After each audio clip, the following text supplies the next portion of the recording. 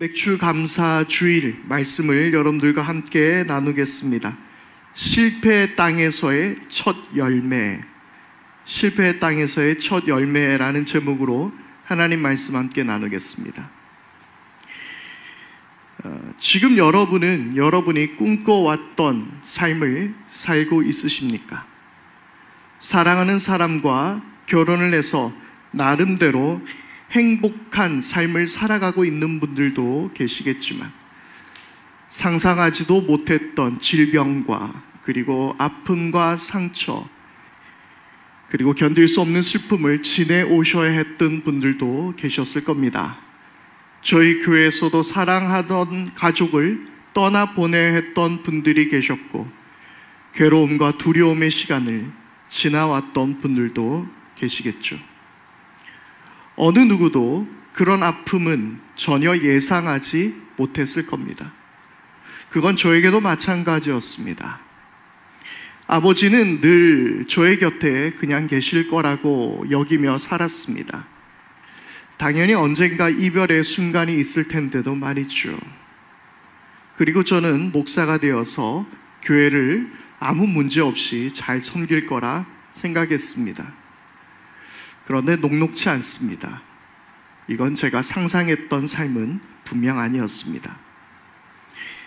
그뿐이겠습니까?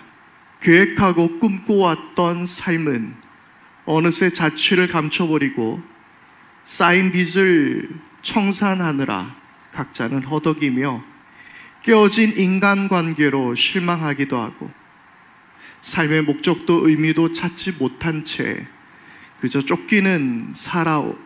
쫓기듯 살았던 삶은 아니었습니까? 하나님과 약속했던 비전도 사라지고 그저 먹고 살기만 바빠졌던 것은 아닌가요?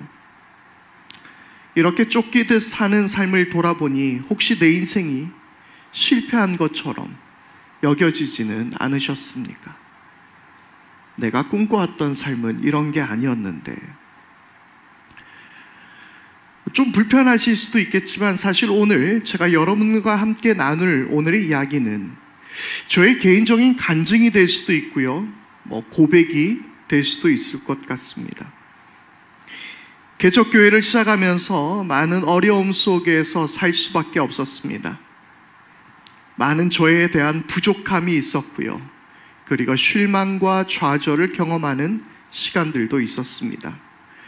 그래도 감사하게도 때에 따라 돕는 은혜로 하나님은 저를 인도하셨는데요, 우리 교회가 여기에 오기까지 또한 하나님은 인도해 주셨고 저희 딸에게는 너무나 좋은 선생님을 만나게 하셨고 정말 막막할 때마다 뜬금없이 그리고 말없이 후원해 주시는 손길들이 있었고, 그리고 가족들은 늘 저에게 큰 힘과 행복이 되어 주었습니다. 그리고 무엇보다 사랑하는 우리 교인들이 하나님께서 저에게 주신 큰 힘이자 선물이었던 시간들이었습니다. 은혜였습니다. 그럼에도 인생을 산다는 건 물론 여러분들도 그러실 테지만 목사인 저에게도 참 녹록치 않은 삶이었습니다. 그러던 저에게 언제부턴가 늘 제 마음속에 떠나지 않던 한 단어가 있었습니다. 실패자, 루저. 목회자로서 저를 한번 돌아봐도요, 성공한 목회자 같아 보이진 않습니다. 실패한 목회자라 해도 할 말은 없을 것 같습니다. 누군가가 격려 차원에서 교인들은 좀 늘었습니까? 라는 말을 할 때마다 시집 장가가지 못한 홍기가 꽉 찬 청년에게 가서 너 결혼을 언제 할 거냐라는 것을 물어보는 것과 비슷하게 느껴질 것 같았습니다. 그 말이 그렇게 부담되고 아팠습니다. 주변의 성공한 목회자들의 성공담이나 이야기들, 영상들을 보면 도전보다는 속이 그렇게 아플 수가 없습니다. 교회 부흥 성공담을 담은 유튜브 채널을 이거 구독을 끊어버릴까? 이거 어떻게 하면 알고리즘에 좀 안 올라오게 할 수 없나? 하고 싶을 정도였습니다. 아빠로서도 저는 실패한 아빠 같아 보였습니다. 당연히 좋은 아빠도 되어주지 못했고 늘 교육비에 시달려야 했고 그것이 저의 딸에게 늘 미안했습니다. 아이의 그 데이브의 성공에 세 가지 요소가 있죠. 그 중에 두 가지는 아빠의 무관심과 할아버지의 재력이라고 이야기하는데, 무관심은 제가 성공했습니다. 근데 할아버지의 재력 또는 저의 재력은 이 부분에서는 채워주지 못했던 것 같습니다. 남편으로는 어땠을까요? 가정적이지도, 그리고 다정하지도, 애정이 넘치지도, 지혜롭지도, 그리고 능력도 부족한 남편이었습니다. 제 아내에겐 얼마나 말 못한 고민도 많았겠습니까? 그런데 제가 이런 상황들을 겪으면서 그래도 목사 아닙니까? 왠지 저는 그래도 이 상황들을 말씀으로 이겨내고 싶었습니다. 그리고 하나님께 기도했습니다. 하나님, 제가 실패한 인생이 아니라는 것을 저에게 알려주십시오. 말씀을 통해서 제게 알려주십시오. 제가 힘을 낼 수 있게 하나님께서 저에게 말씀해 주십시오. 그런 기도를 하는 가운데 우리 교회에서는 순서에 따라서 수요 예배는 에스라서를 지나 느헤미야의 말씀을 시작했고, 새벽 예배에서는 사사기가 시작되었으며, 주일 예배는 올해 하나님 나라가 임하소서라는 주제로 말씀 시리즈 순서를 이어가면서 산상수훈의 말씀을 또한 준비하게 되었습니다. 일전에도 말씀을 드렸지만, 예전에 사사기를 설교할 때는 청소년들에게 히어로물을 대하듯이 사사기 설교를 이어갔습니다. 영웅들의 위대한 이야기로 소개했고 아이들에게도 그렇게 도전을 했습니다. 그런데 창세기부터 차근차근 읽어가며 성경을 더 깊이 연구해 보니까 사사기는 영웅들의 이야기가 아니라 반역한 이스라엘의 이야기였으며, 그리고 그런 이스라엘을 포기하지 않는 하나님의 은혜의 이야기라는 것을 알게 되었습니다. 그 이야기들은 부끄러운 이야기들이며 불편한 이야기들로 가득했습니다. 처음 등장하는 사사들과는 다르게 뒤로 갈수록 문제의 사사들이 보이기 시작합니다. 한 명은 겁쟁이에 불과했고, 한 명은 산도적, 그러니까 지금으로 치자면 조폭 출신의 사사였을 것입니다. 온갖 추잡하고 부끄러운 이야기가 가득했던 것이 바로 사사기입니다.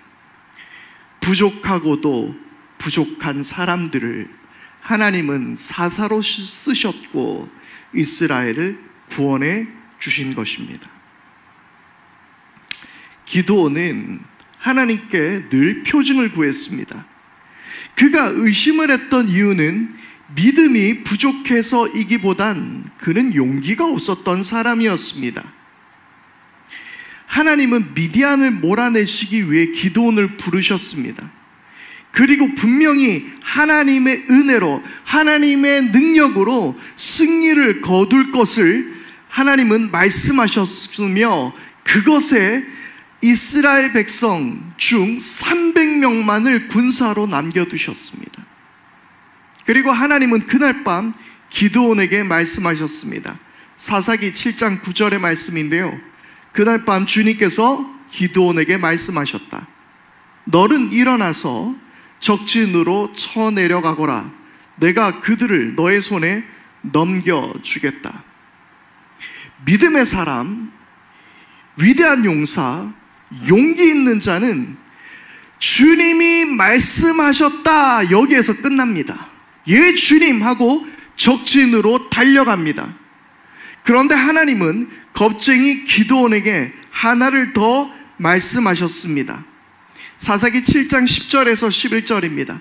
네가 쳐내려가기가 두려우면 너의 부하와 함께 먼저 적진으로 내려가 보아라. 그리고 적들이 무슨 말을 하는지 들어보면 내가 적진으로 쳐내려갈 용기를 얻을 것이다. 그는 자기 부하와 함께 적진의 끝으로 내려갔다. 네 부하와 함께 적진으로 가라고 하나님이 명령하셨나요? 아니에요. 뭐라고 말씀하셨습니까? 내가 두려우면, 내가 말을 했는데 그래도 두려우면, 조건이 붙었습니다. 또 굳이 기드온은 적진으로 내려갑니다. 그리고 이런 이야기를 듣습니다. 사사기 7장 14절에서 15절 말씀인데요, 그 적진에서 이런 이야기를 합니다. 꿈 이야기를 들은 그 친구가 말하였다. 그것은 다름이 아니라 이스라엘 사람 요아스의 아들인 기드온이 칼이 틀림이 없네. 하나님이 미디안과 그 모든 진을 그의 손에 넘기신다는 것일세. 기드온은 그 꿈 이야기와 해몽하는 말을 듣고 주님께 경배하였다. 그리고 그는 이스라엘 진으로 돌아와서 일어나라. 주님께서 미디안의 진을 너의 손에 넘겨주셨다 하고 외쳤다. 여러분, 이 이야기는 어떤 꿈 이야기였냐면 보리빵 한 덩어리로 장막을 부수게 되었다라는 꿈 이야기였습니다. 하나님은 보리빵 한 덩어리로 장막을 부수시게 하실 수 있는 분이십니다. 보리빵 한 덩어리가 무슨 수로 장막을 쓰러뜨리겠습니까? 하나님은 연약하고 부족한 자들을 통해서 역사하시는 분이라는 것을 하나님은 바로 이 꿈 사건을 통하여서 이야기하고 계셨던 것입니다. 상백명이 강해서도, 기드온이 용맹해서도가 아니라 빵 한 덩이와 같은 부족한 인생이지만 하나님은 그들을 쓰신다라는 사실이었습니다. 그렇습니다. 바로 사사기는 실패자 이스라엘의 이야기이며 버림받고 실패한 인생과 같은 조폭 입다와 같은 이들의 이야기이지만 하나님의 은혜와 자비로 가득한 이야기라는 사실이었습니다. 심지어 여러분들이 잘 알고 있는 사사 삼손은 그의 분노로 민간인마저도 희생시켰던 사람이었습니다. 그리고 사사기는 뒤로 갈수록 차마 설교하기도 부끄러운 막장으로 치닫습니다. 사사기의 끝은 이렇게 마무리됩니다. 사사기 21장 25절입니다. 그때에는 이스라엘의 왕이 없었으므로 사람들은 저마다 자기의 뜻에 맞는 대로 하였다. 그런데 성경은 사사기에서 끝나지 않았습니다. 왕의 족보를 이을 한 사람의 이야기로 이어지는 것을 볼 수 있습니다. 여러분, 사사기와 같은 이스라엘의 상황, 이런 이스라엘은 너무나도 당연하게 하나님의 심판 아래 있을 수밖에 없었습니다. 그래서 룻기 1장 1절은 이렇게 시작합니다. 사사시대에 그 땅에 기근이 든 일이 있었다. 그때에 유다 베들레헴 태생의 한 남자가 모압 지방으로 가서 임시로 살려고 아내와 두 아들을 데리고 길을 떠났다. 하나님은 신명기 28장을 통해서 하나님은 이스라엘 백성들이 하나님의 말씀을 듣지 않고 율법을 어기면 서급에서도 저주를 받고 들에서도 저주를 받고 곡식 광주리와 반죽 그릇도 저주를 받을 것이라고 하나님은 말씀하셨습니다. 네가 들어가도 저주를 받고 나가도 저주를 받을 것이라 말씀하셨습니다. 하나님을 저버리고 자기 스스로가 왕이 되어 사는 백성들은 하나님의 저주 아래 머무를 수밖에 없는 것은 당연했습니다. 그래서 룻기 1장 1절은 사사시대에 가뭄이 들었다라고 이야기합니다. 그런데 이 가물픔을 피해서 가족들이 떠납니다. 그런데 그렇게 떠난 가족에게도 예상치 못한 아픔을 겪습니다. 이 집의 가장이 죽습니다. 그리고 그의 두 아들도 다 죽습니다. 어머니인 나오미와 두 아들의 며느리만 남겨진 상황이었습니다. 이것은 나오미의 가정이 꿈꿔왔던 삶이 아니었습니다. 어떻게든 살아보려고 떠난 곳이 모압 지방이었습니다. 그런데 거기서 남편도 두 아들도 다 잃어버립니다. 누가 봐도 이건 저주받은 인생이며 실패한 인생이었습니다. 사람들이 손가락질하며 속으로 조롱할지도 모릅니다. 그래도 어떻게든 살아보려고 유다 땅으로 돌아갑니다. 여기에서 돌아가다, 이 말은 히브리어 슈브입니다. 이제 슈브의 이야기가 시작합니다. 돌아감의 이야기. 룻기는 돌아감의 이야기입니다. 인생의 전환점이자 어두웠던 사사기의 반전의 시작입니다. 여러분, 우리가 회복해야 할 곳, 우리가 돌아가야 할 곳, 우리가 슈브해야 할 곳은 주님의 품인 줄 믿습니다. 그리고 우리가 잘 아는 대로 며느리였던 룻은 시어머니인 나오미와 함께 그의 품을 떠나지 않고 유다 땅으로 돌아갔습니다. 유다 땅으로 돌아온 나오미는 자기 자신을 향해서 이렇게 말할 정도였습니다. 룻기 1장 20절입니다. 나오미가 그들에게 대답하였다. 나를 나오미라고 부르지를 마십시오.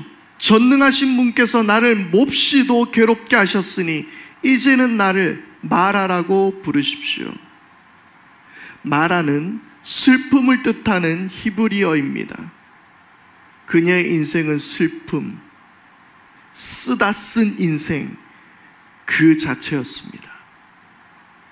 그런데 성경의 이야기는 이러한 실패자, 실패한 인생 나오미의 이야기를 이렇게 마무리하고 있지 않습니다. 룻기 1장 22절입니다. 이렇게 하여 나오미는 모압 여인인 며느리 룻과 함께 모압 지방에서 돌아왔다. 그들이 베들레헴에 이르렀을 때는 보리를 거두기 시작할 무렵이었다. 우린 이제 무슨 일이 일어날지 알 수 있습니다. 첫 보리 추수의 자리에서 이제 룻은 운명의 남자인 보아스를 만나게 됩니다. 그런데 이때가 언제라고요? 보리를 추수하기 시작할 무렵, 이때 첫 보리 열매를 거두는 날이었습니다. 맥주감사 주일은 전 세계가 지키는 절기는 아닙니다. 우리나라 교회, 한국교회 전통입니다. 그런데 이 시기 또한 이스라엘과는 다릅니다. 맥주감사 주일을 왜 한국교회가 지키고 있을까요? 우리나라에는 예로부터 보릿고개라는 말이 있었습니다. 특히 일제강점기 때는 쌀과 곡식을 일제가 다 수탈해 가기 때문에 겨울이 되면 먹을 양식이 부족했습니다. 그래서 많은 사람이 목숨도 잃으며 힘겹게 보리가 나길 기다립니다. 그렇게 기다리던 시기가 바로 보릿고개입니다. 긴 가난과 굶주림의 시간입니다. 그리고 이제 드디어 보리 추수 때가 다가왔습니다. 우리 그리스도인 선조들은 이 시간을 그냥 넘어갈 수 없었습니다. 그렇게 귀하고 간절히 기다려온 보리의 첫 추수를 하나님께 감사를 드리며 그들은 감사의 예배를 드린 것입니다. 고통의 시간이 지나고 첫 열매를 하나님께 드리며 소망을 가졌던 시간, 그리고 이웃들과 먹을 것을 나누었던 시간, 바로 그것이 맥주 감사 주일이었습니다. 나오미와 롯은, 아니 이스라엘은 실패의 고통을 보낸 이제 겨우 보릿고개를 넘게 된 것입니다. 그리고 룻을 통해 이새를 낳고 그리고 다윗을 낳게 됩니다. 무엇보다 오랜 시간이 지나 바로 예수님이 그 혈통을 통해서 탄생하게 됩니다. 그날 얻은 보리의 첫 추수는 이스라엘을 포기하지 않고 새 왕을 주시겠다는 하나님의 첫 열매의 시작이었으며 예수 그리스도를 보내주시기로 하신 계획의 성취였습니다. 그리고 우리 주 예수 그리스도는 십자가의 고난의 보릿고개를 넘어 그분은 부활의 첫 열매가 되어주셨습니다. 저와 여러분들의 첫 열매가 되어주신 것입니다. 고린도전서 15장 20절의 말씀입니다. 그러나 이제 그리스도께서 죽은 사람들 가운데서 살아나셔서 잠든 사람의 첫 열매가 되셨습니다. 아멘.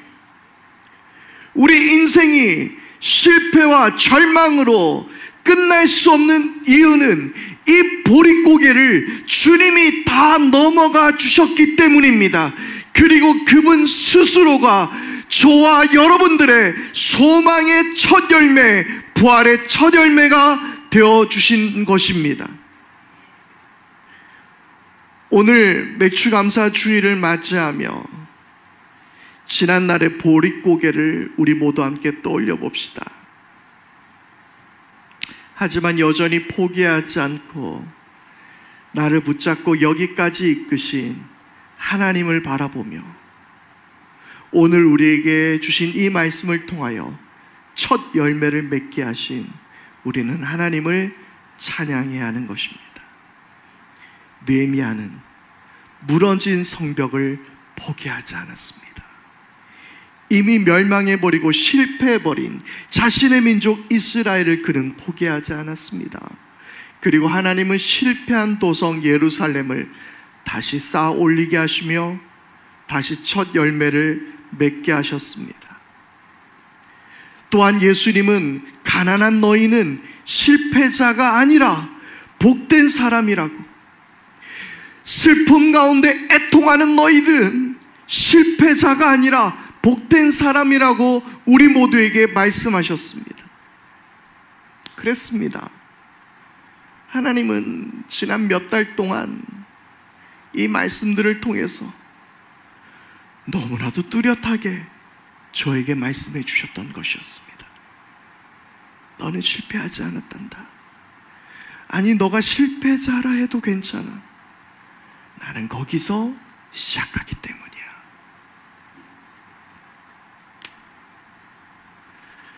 여러분, 우리의 삶 가운데서 이건 내가 상상하고 꿈꿔왔던 삶이 아니야, 그렇게 생각하고 있지는 않습니까? 아픔으로 가득한 우리에게 하나님은 내가 새 일을 행할 것이니 이전 것은 기억하지도 말라. 나는 광야의 길을 내며 사막의 강을 내겠다. 주님 우리에게 그렇게 말씀하시는 줄 믿습니다. 빌립보서 1장 6절입니다. 선한 일을 여러분 가운데서 시작하신 분께서 그리스도 예수의 날까지 그 일을 완성하시리라고 나는 확신합니다. 우리에게 첫 열매를 맺게 하신 분, 그분이 예수 그리스도인 줄 믿습니다. 그리고 이 일을 시작하신 분께서 이 일을 완성케 하실 줄 믿습니다. 혹시 실패와 절망 안에서 내가 꿈꿔왔던 삶은 이런 삶이 아니라고 좌절하고 내 인생을 원망하고 나에게 일어난 일들을 원망하며 살고 있지는 않습니까? 아니면 그러한 슬픔의 시간, 고통의 시간을 보냈던 적은 있었지 않습니까? 그러나 주님은 우리에게 오늘도 말씀하십니다. 너는 실패한 삶이 아니라고. 내가 거기에서 시작한다고. 그리고 내가 바로 너의 그 첫 열매였다고 주님이 말씀해 주시는 줄 믿습니다. 오늘 그 주님을 신뢰하며 주님 안에서 참 소망을 발견할 수 있는 저와 여러분 모두가 될 수 있기를 바랍니다. 오늘 말씀 앞에 우리 함께 결단하면서요, 우리 함께 찬양할 텐데요, 하나님의 열심히 우리들의 아픔과 고통 가운데서 하나님이 역사하시고 인도하실 것을 우리가 바라며 이 시간 함께 찬양하겠습니다.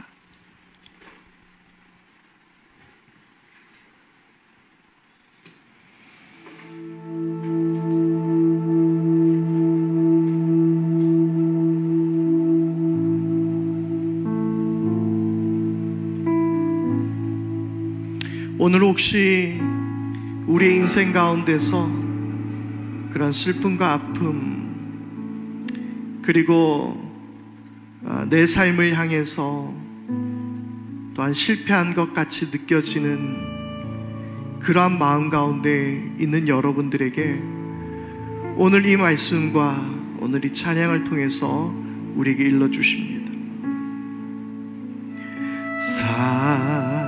사랑하는 내 딸아, 너의 작은 신음도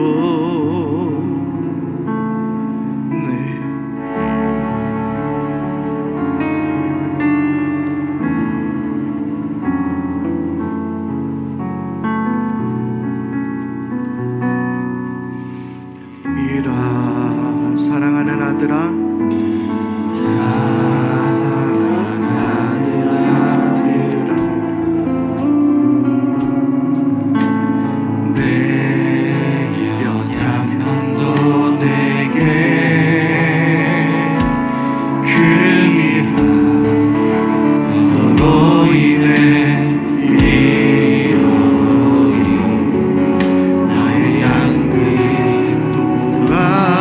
돌아오리라.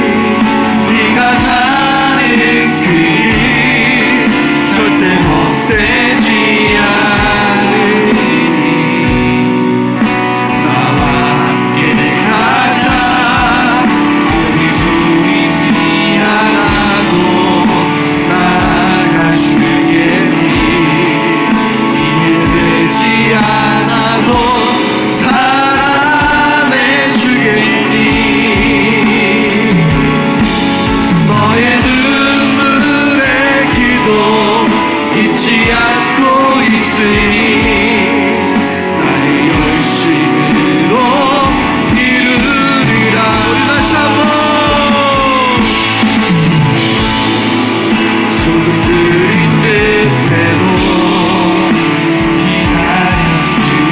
기다려주겠니. 조금 더 빈 듯해도 믿어줄 수 있니. 네가 가는 그 길 절대 헛되지 않으니 함께 가자. 앞이 보이지 않아도 나아가 주겠니. 이해되지 않아